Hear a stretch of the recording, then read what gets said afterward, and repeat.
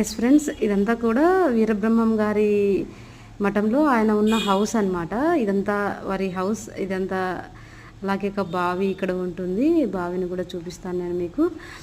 ఇది బావి అన్నమాట. బావిలో నీరు ఆయనే బావి తవ్వారనమాట. ఇదంతా ఊరుతూ ఉంటుంది, వాటర్ అన్నీ వస్తూ ఉంటాయి అన్నమాట బయటికి.